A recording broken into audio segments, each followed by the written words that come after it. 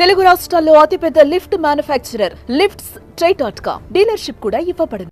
మీర్పేట హత్య, భార్యను ముక్కలు చేసి ఉడకబెట్టి బయటపడేసినటువంటి దారుణ ఘటనకు సంబంధించి ఆ హత్య చేసినటువంటి భర్త పూర్తి వివరాలు ఆయన దగ్గర నుంచి సేకరించి పోలీసులు సంచలన విషయాలు బయటపెట్టారు. ఎట్టకేలకి ఈ కేసుకు సంబంధించినటువంటి కంక్లూజన్ని పోలీసు అధికారులు తీసుకురావడం జరిగింది.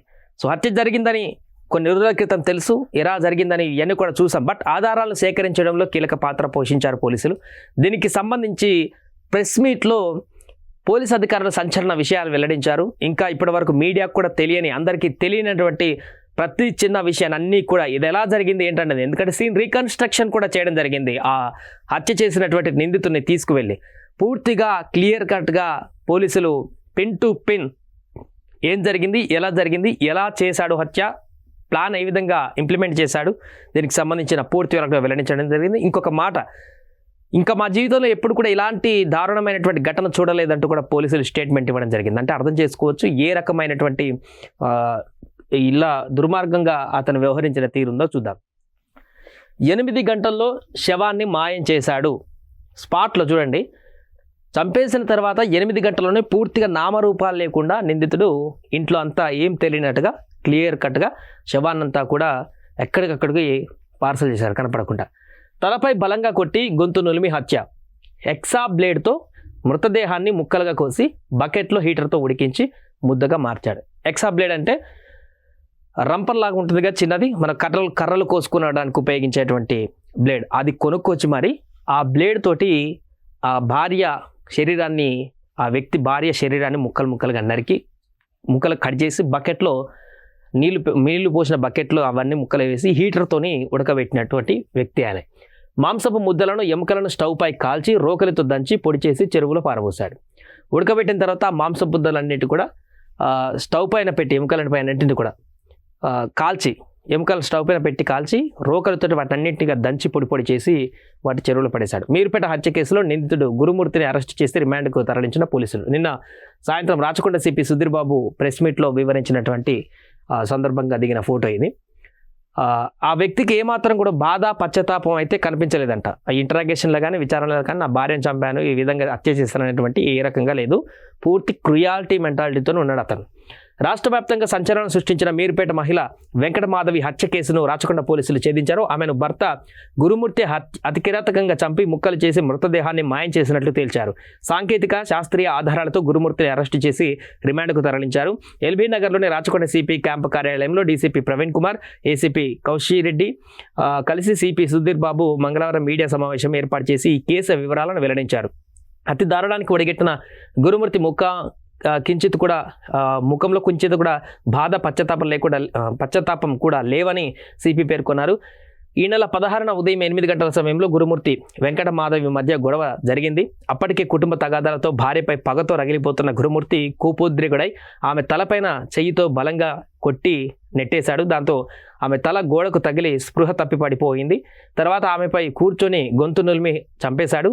2 పిల్లలను అంతకు ముందు రోజే బడంగ్పేటలోని తన సోదరి ఇంటికి దగ్గర దించేసి వచ్చాడు. సో భార్య శవాన్ని ఆనవాళ్ళు కూడా దొరకకుండా మాయం చేయాలని గురుమూర్తి నిర్ణయించుకున్నాడు. మృతదేహాన్ని బాత్రూమ్ వద్దకు తీసుకువెళ్ళి ఎక్సా బ్లేడ్తో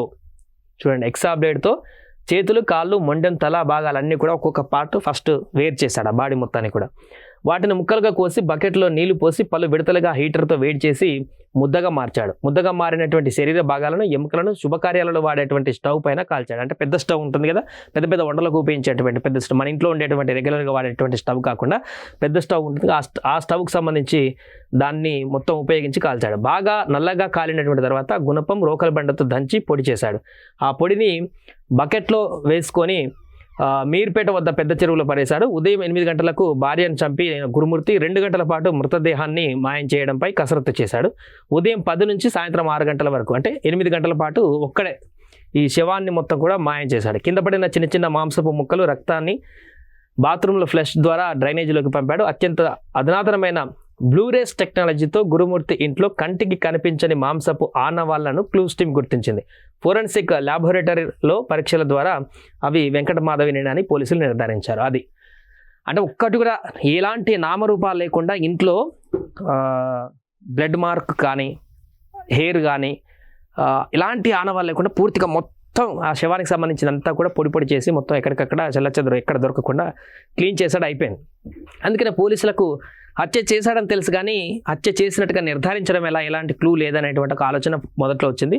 బట్ బ్లూరే అనేటువంటి అత్యాధునికమైనటువంటి టెక్నాలజీని ఉపయోగించి ఎక్కడైతే ఇంట్లో వాష్ చేసినటువంటి బ్లడ్ మార్క్స్ వాష్ చేసినటువంటి ప్రాంతంలో కూడా ఆ ఫ్లోర్ బండలకు కానీ అక్కడ కానీ ఏదో ఒక ప్రాంతంలో చిన్న పాయింట్స్ చాలా తక్కువ ఎంఎల్ ఉన్నటువంటి ఆ పాయింట్స్ని కూడా గుర్తించేటువంటి బ్లూరేస్ ద్వారా ఆ బ్లడ్ శాంపిల్స్ని సేకరించడం జరిగింది. ఫ్లోర్ మీదనో లేకుంటే బాత్రూమ్ దగ్గర ఎక్కడొక దగ్గర చనిపోయినటువంటి మహిళకు సంబంధించిన బ్లడ్ శాంపిల్స్ కంటికి కూడా కనపడినటువంటి రేంజ్లో ఉండేటువంటి వాటిని ఈ బ్లూరేస్ ద్వారా గుర్తించి దాన్ని ల్యాబొరేటరీకి పంపించిన తర్వాత వీళ్ళ పిల్లలతోటి ఆ blood marks samples DNA match చేస్తే అప్పుడు మ్యాచ్ అయినటువంటి తర్వాత అదొక క్లూస్ కింద ఉపయోగించి గురుమూర్తిని అరెస్ట్ చేసి కోర్టుకు పంపించేటువంటి కార్యక్రమం చేయడం జరిగింది.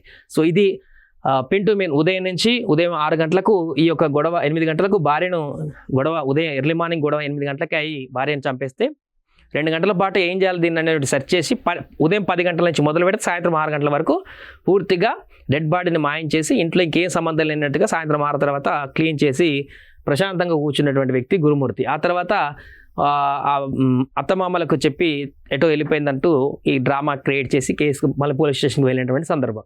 ఇది మీర్పేట కేసుకు సంబంధించినటువంటి ఫైనల్ కంక్లూజన్. దీనికి సంబంధించి ఈ ఆధారాలతో పోలీసులు కోర్టుకు వెళ్ళినటువంటి తర్వాత జడ్జిమెంట్ ఏ విధంగా వస్తుంది, ఇలాంటి వ్యక్తులకు ఏ రకమైనటువంటి పనిష్మెంట్ ఇవ్వబోతుంది కోర్టు అనేది చూడాలి. సుమన్ టీవీలో మీ పర్సనల్ అండ్ బిజినెస్ ప్రమోషన్స్ కోసం కింది నెంబర్కి కాంటాక్ట్ చేయండి.